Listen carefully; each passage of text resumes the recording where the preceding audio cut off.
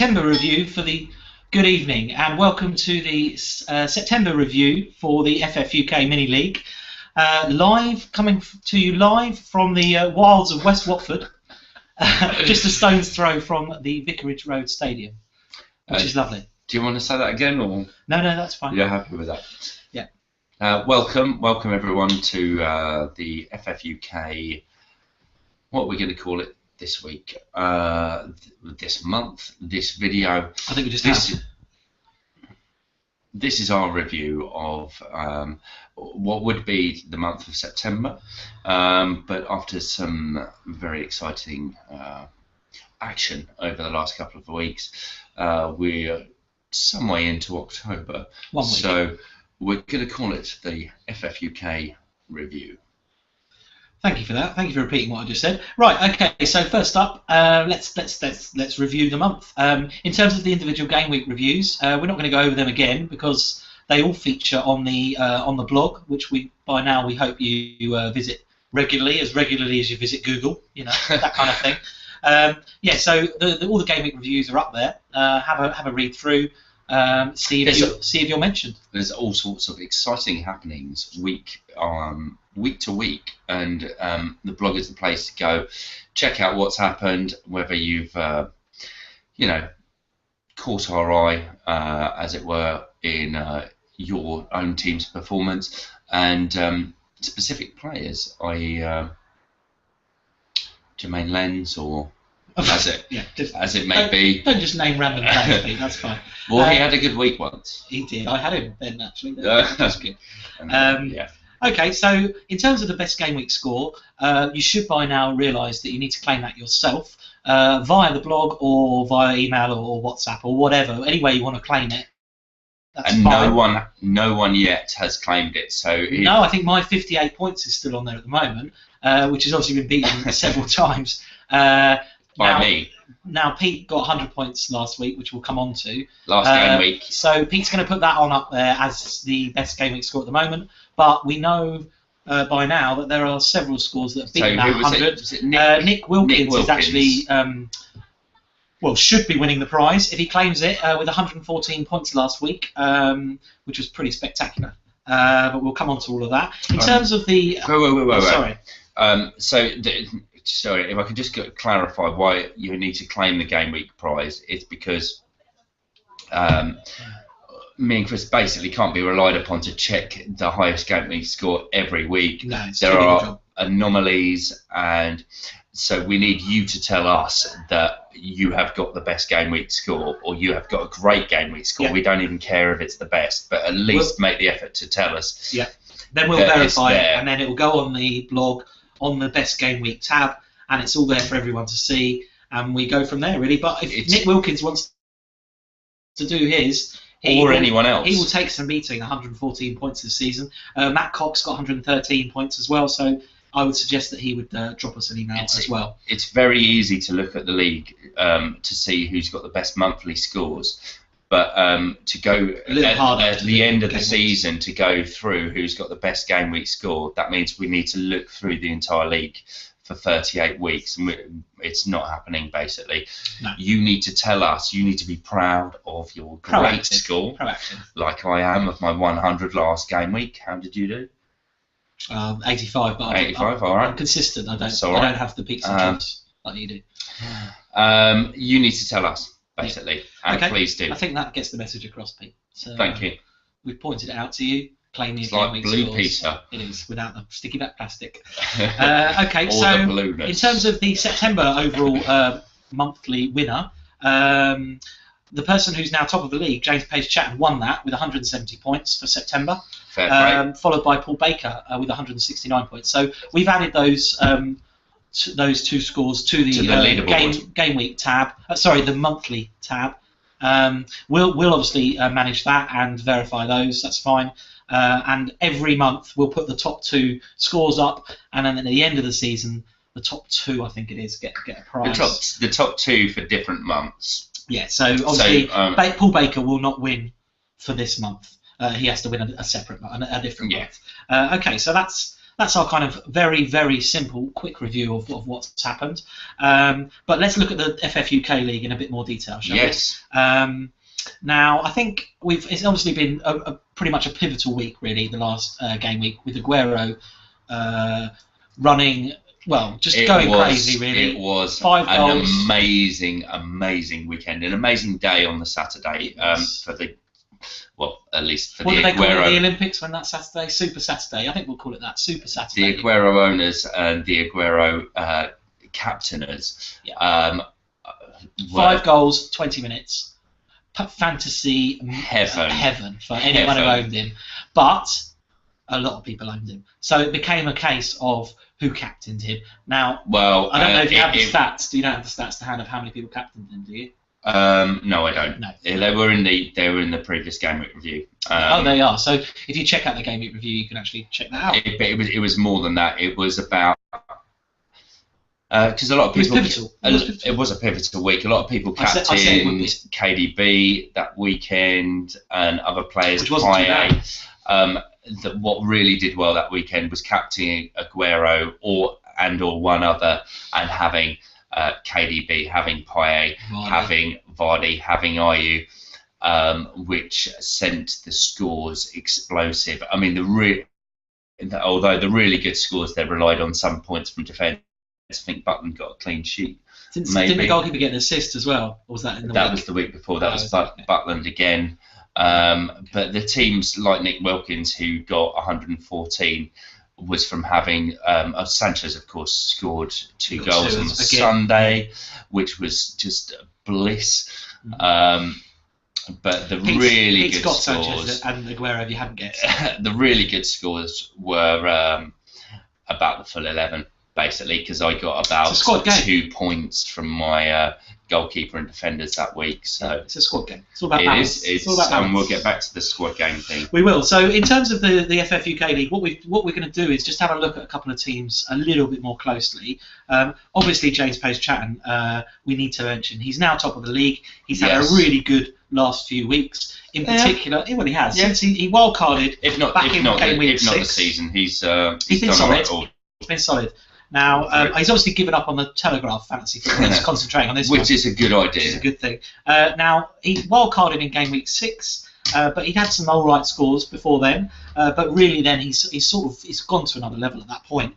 So it was a really good use of the wildcard. So having said that it's a really good use of the wildcard, he has had to have an 8-point hit already this week. Yes. So we don't know exactly what he's done, although he has shown on the WhatsApp group his squad photo. And it looks like he's taken out Aguero, he's taken out Kolarov. He's brought in Sturridge. He's brought in Sturridge, who's now an injury doubt. But I'm going to credit to him. I'm going to say I've had a quick look at what he did since his wild card, because wild card's always a bit of a chance as well. I mean, it's very difficult to choose players at any time that are going to perform consistently for the entire season. But I would like to say, JPC, that I think you've dealt with problems quite well. Apart from the 8-point hit this week, but yeah. You've a key transfer, I think, was Gomez to Moreno, which I think is Gomez to Moreno. Whatever. Yeah. Which I think is kind of come to fruit, basically. Fruition. And sorry, I can't correct everything he says. Otherwise we'll be here all night. Anyway, you get the general idea. I think he's fair play. He's in first. He's made some natty moves. Can I just say, basically. He's now got 3 Liverpool players in his squad. He loves the 3 Liverpool players. He had Henderson, Gomez, and Klein. Yeah, I think he's now got Klein, Moreno, or Marino. He's got the double wing back action and Sturridge, who, of course, I really hope does very well this weekend. I'm looking forward to seeing. He's a croc. I'm looking forward to seeing the heavy metal football. Yes. Nothing sounds better. Betel. Yes. I think Pete's been drinking, everyone. Drinking now. So that's James Pedant. Fair play to him. He's top. He's the man to beat. Everyone's looking at your team, James, looking at what you're doing, trying to work out how to beat you. So Whether that's a good thing or a bad thing, I don't know. Well, it's good for you. Okay, so next I'm going to have a little look at Mark Turnbull's team. Mark Turnbull was down. Yes. Mark Turnbull used to go to school with us, but we have a mutual friend who weirdly got him into this league. So welcome, Mark. Yeah, big up. And fair play, because he only went and triple captained Aguero. And it was sensational. So It was well done, unbelievable. Mark. I was loving watching it happening in real time. 75 points for your triple captain. I don't think I'm going to put. I don't think anyone will beat that. I think it's 5 goals. A sensational use of any of the 3 new chips. To get a 25-point return on it is basically you've made the chip work. Incredible. I've seen so many get nothing. Which Pete will talk about a bit later. Mark Turnbull. No, sorry, in your hits analysis. No. Fine. Don't talk about it. So Mark played his wild card back in week 7. His September scores were, to be honest, were fairly average. Like, they weren't bad. We even think he wasn't even on the top page. We're pretty sure he was on page 2, and I reckon about halfway down page 2. So under 50 going in into the week league, 8. Yeah, and then he's now 6. That triple captain plus the rest of his squad. He's now 6. Shot him to 6th in the league. Incredible. So respect to Mark Turnbull. And you're going to look at someone else. Who else have you picked out? So I've picked up Ffuk, who I think is 3rd. Exactly, he's right at the top. Yeah. He was your one to watch. He was my one to watch in the last one, and I think he has consistency and he knows what he's doing. So he's only made 1 hit this week, although he's got about 4 injuries. So which is a restrained choice if you're going to risk getting zeros against taking hits for players that you're going to get more, because hits obviously can go either way. They can. But looking back over the last few weeks at Ffuk, he's got. I mean, he was one that captained KDB, but had Aguero, so he got. I think it was 15 that KDB got, whereas Aguero got 25. It's if you have both, arguably it's much of a muchness. Well, it's 20 points difference still. It's 20 points, but if you've got the squad there, and it means he has KDB in his team for this weekend, whereas everyone else doesn't have Aguero. Yeah. And the thing that stood out for me with him was that very much that it is a squad game. I think he is riddled at the moment, although he's made a couple of transfers with Kolarov, Dyer, who was. He's back though, Dyer. But he's suspended this week. Eric Dyer? I thought he. Yeah, no, he's suspended this week. Nice. He's got Jermaine Pedant and he's got Aguero. He's a defender, so he's probably got cover there, you'd hope. But I mean, he was Dyer was the perfect out of position. He's been really good. He scored goals and he gets the odd shot in. And yeah, I mean, fair play to Ffuk. He didn't bring him in last week, which a lot of people did, when he got 0 points and then banned. But he actually capitalised on the goals that Dyer had scored previously.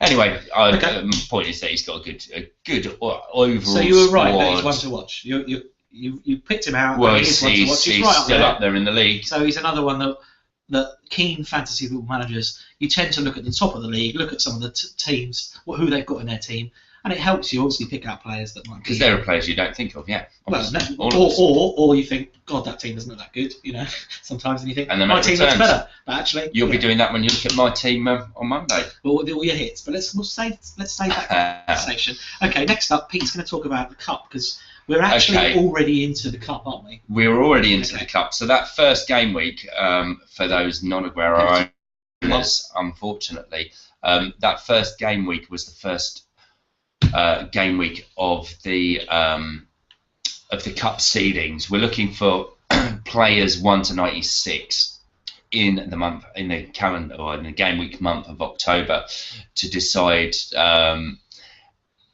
You're supposed to clarify this, Pete. Who is going into the draw? And there's going to be a draw for the FFEK Cup, which is the first 1 to 64 teams. 65 to 96 are going to be entered into the Challenge Cup next month, along with the losers from the first round. Okay, I'm going to stop you there. Yes. As brilliant as that brilliant as that little preview was, forget everything you just heard. It may not have been correct, but no, it was basically. It might be correct, but more importantly, on the blog we've got a tab for both of the cups, and we've also got Pete's. I've done a blog post to explain how the actual structure of the cups. So I think that answers all of everyone's questions about when it starts, which weeks it starts, what happens, what happens in event of what. And it will be updated accordingly. So me and Chris are going to do a draw in the first week of November for the FFUK Cup. Be coming live from the FIFA headquarters in Switzerland. Because at the moment, probably going to come from here. But at the moment, there's no one there, so I'm thinking we could use it. Really? Well, FIFA headquarters, they've all been done. They'd probably like us to do it. I think it'd be nice. It'd be nice. Also, we get a little holiday. We can go and spend some money. I would go. Spend some money. I've never been to Switzerland. Oh, there you go. It's a lovely place. Very expensive. That's all right. I don't think we can bank on ourselves winning prizes yet. Speak for yourself. Okay, so basically, in terms of the cup, we're underway. We're qualifying right now. And a big point within that is it's not to do with your league placing. No, it's your monthly score. My brother certainly said that he thought that if he was in 117th, then no, it's irrelevant where you are in the league. It's all about how you're doing this month. But as I say, go to the blog, check out the 2 tabs, but more importantly, check out Pete's Cups Explained post because it goes through. It's quite long and waffly. So if you want to know the rules, that's where they are, basically. Exactly, and it clarifies everything. So hopefully that will sort out any questions you've got about the cup. But cup's on the way, brilliant, loving it. Yes. Okay, next up, how are you? Jermaine Pedant, one of our regular features. What's annoying us at the moment about football, about fantasy football, about the world we live in today regarding fantasy football? Well, thank you for just adding that at the end there. We've both got the same Jermaine Pedant today, haven't we? We've got a big one, which is the international break, which is really, without using a swear word, fecked us off. Yes. Not a fan. International football, unfortunately. Oh God. Sorry. No, you go. I'm just going to say, international football I used to love when I was a kid. Used to love it. Yes, this is it. This is the thing. When you're a football fan, it's just another game, and anything can happen. I mean, there is the pain of repeatedly watching England across many years. I mean, we were in our formative years in 1996 when England had a chance of winning something, but since then, of course, it's just been repeated disappointment, and so we don't have a lot of faith in anything. The actually, team, the only management, thing we like the FA, they're all a bunch of, as Ashley Cole put it, bleeps. So we like the World Cup, obviously. I love the World Cup, but England are the worst thing about the World Cup. We stink out the World Cups. Yeah. We can't beat a Uruguay with no one in their team other than Suarez, and Suarez is playing on 1 foot, and he still scores against us. I mean, it's just pathetic. Yeah. And then you've got Costa Rica. I mean, fortunately, in the World Cup, we had backup teams in place to support. Luckily, I was supporting Brazil in the World Cup. Yeah, I'm supporting Argentina. We're diverging from the subject. But basically, international football. Oh, it's ruined. And why? Because and how it affects fantasy football. Oh yeah. If you become a fantasy football fan, then the international break isn't enjoyable. Well, we should all just go and. It's not like a rest. It's like I feel for the Premiership managers. Premier League. I'd say Premiership. It's not right though. Factually, it's wrong. Premiership. Okay. All right. We've moved on. We're now the Premier League. But anyway, that's fine. So basically, international breaks, we're not a fan. And the worst thing is, in about 3 weeks' time, we've got another one. Yeah, it is. To play a load of meaningless friendlies. I mean, at least we're playing some half-decent teams. But I'll tell you what will happen in the next international break. England will do okay against either France or Spain or whoever we're playing. Well, and people will start talking about it being, England are actually all right. We've got the next generation. Chris is missing a massive point, which is that fantasy football teams get obliterated by injuries during the international break. Well, that brings quite nicely on. I mean, fortunately for me, a lot of mine came back, but obviously Aguero. What have you done with Aguero? He was playing, and it wasn't a friendly. I thought it was a friendly. It was a qualifier because they're doing World Cup qualifiers over in South America while we're doing Euro qualifiers over here. Either way, Kolarov has been injured. Ivanovic, well, that's good for Chelsea. But there's loads. Let's not go through them all. Players, yeah. But so that brings us quite nicely on to the next section, the FT, which we're going to talk about fantasy tactics. Yeah, one of the really key tactics in fantasy football, and it's hits, it's transfer hits. Do you take them? Why do you take them? When do you take them? Do they work? So many hits in the last 2 weeks. So people were taking hits straight after the last game week. Nothing to do with Aguero, as far as I know yet, but to bring KDB in. Absolutely guaranteed. And to bring Aguero in. People who, there must be some who do it. There might well be, but I think you'll find that the guy scored 5 goals. Most of their transfer hits following that game week to get KDB in. Of course, what's happened is then 4 or 5 days later, Aguero got injured, and then suddenly, so they're now going to have to. There's no point having £13 million on your bench for anything from 4 to however many weeks.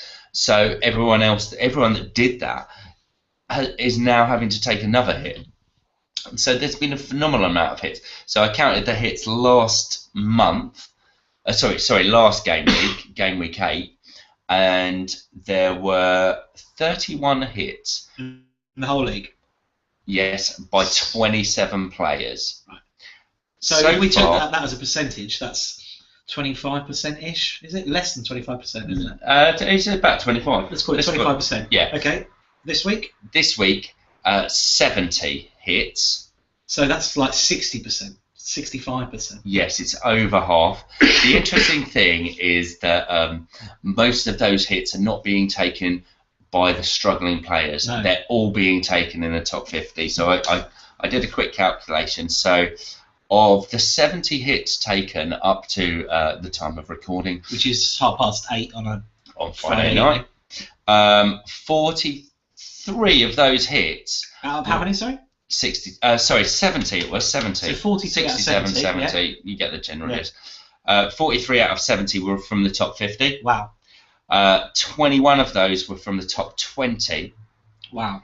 And 11 of those for the top 10. Wow. So basically, the higher up the league you go, the more people smashing hits, basically. That is unusual. Including me. I can't remember a week. I'm sure there have been other weeks, but we obviously haven't it's because they recorded it quite as well as we are doing now. I don't remember another week where we've had so many injuries, so many big players that have got to be dealt with. Well, yeah. So Silva is another one that got injured. Kolarov was the most popular defender in the game. Aguero was the most popular forward in the game. Both of them. And I think it's because there's so much money involved with Aguero, so you can transfer because there's such a gap actually, because there's nothing in between sort of the Pellas and the Lukaku's at 8-ish million, and Aguero there's nothing in between because there's Rooney, Costa, and Kane.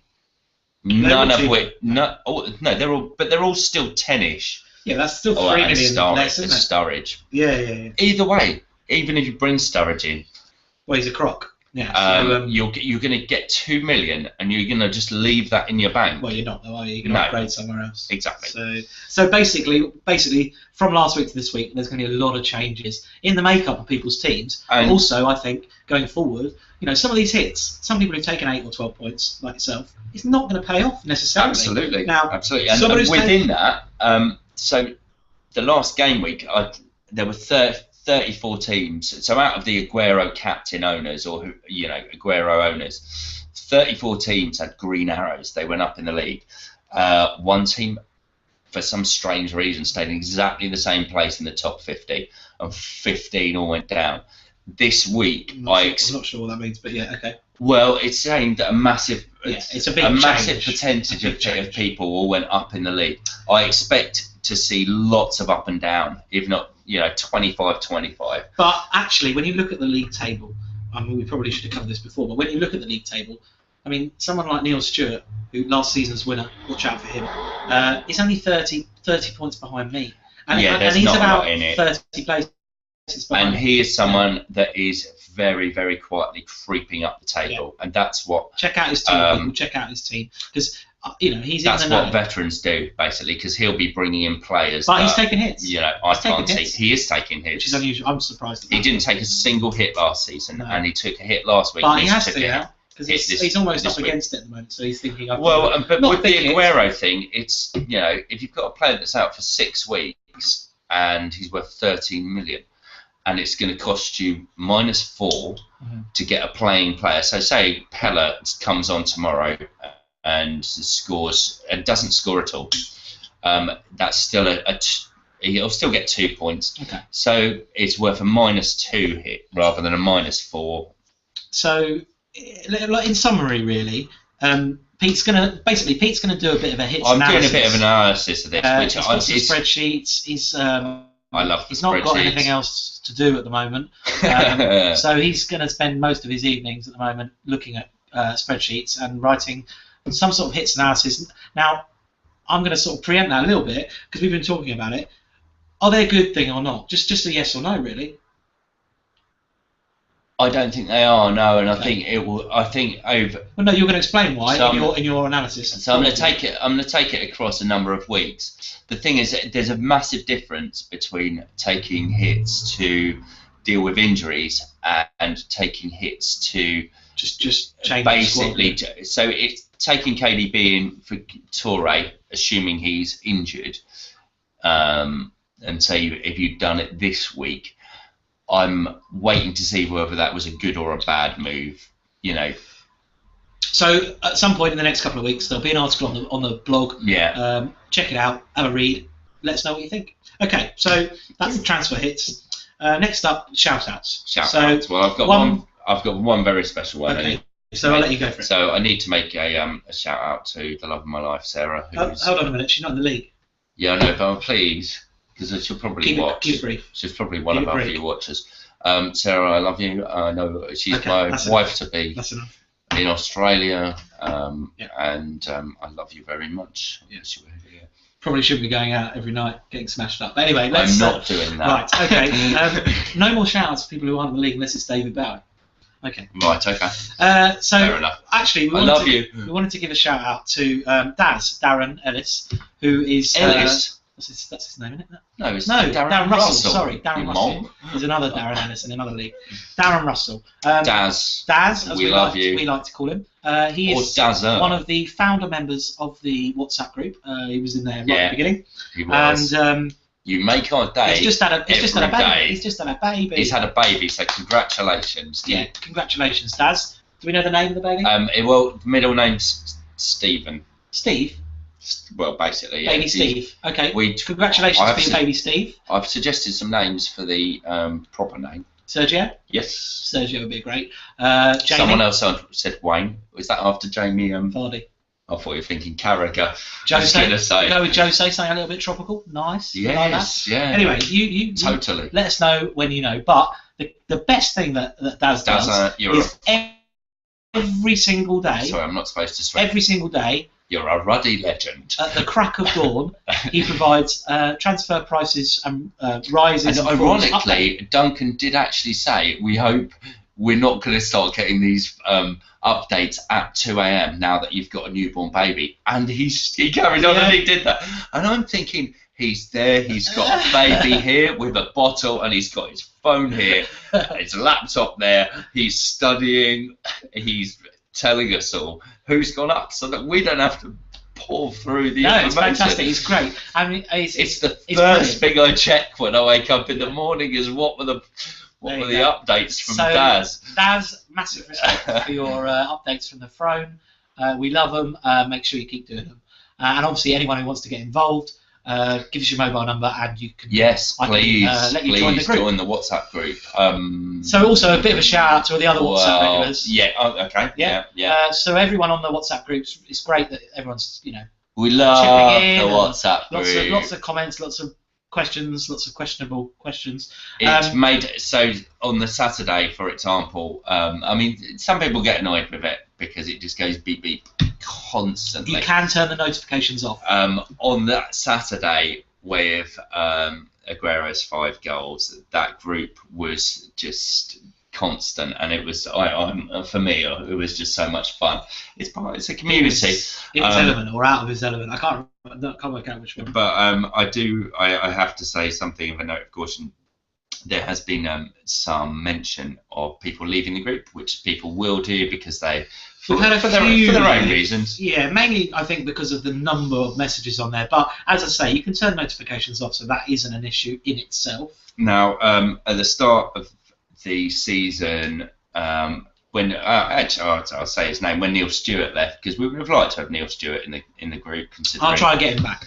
Considering he was the league winner last year and everything, he was 139th in the world. It would have been nice to keep him in the group. He works on Saturdays, so Sundays. he didn't. Sundays, sorry. So he didn't want to be in the group. But within that, there is, I think, a note to be made around etiquette around the group, which is that, you know, there is a level of relevance and a level of appropriateness. Yeah, I think if people remember that you don't know everyone on that. This is a massive point. 28 people on the group or something like that. Some of them are my mates, some of them are Pete's mates, some of them are Daz's mates, some of them are James's mates, some of them are just people who are in the league, and we just have to keep that in mind, really, don't we? Well, yeah. So, I mean, there's been a couple of instances over the last couple of days where, and I don't want to preach because I was the one telling Chris that we don't need to make rules for the group, but saying things to wind up people that you don't know, I don't think that happens too much. I think the issue is giving out incorrect news. So, information. for example, someone's saying Costa is injured tomorrow because they want to wind up their mate who's on the group.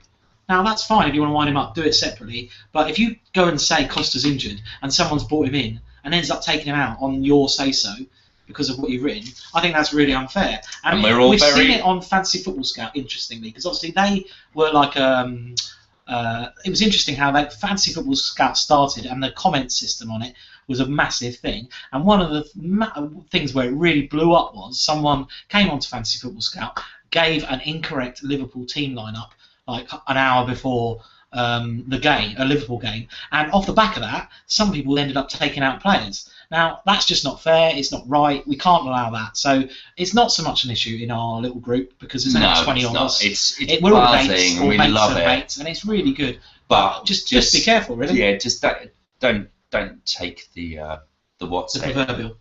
Okay, right, we have gone on far too long already. So, in wrapping up, next up, Monies. I have added a Monies tab to the blog.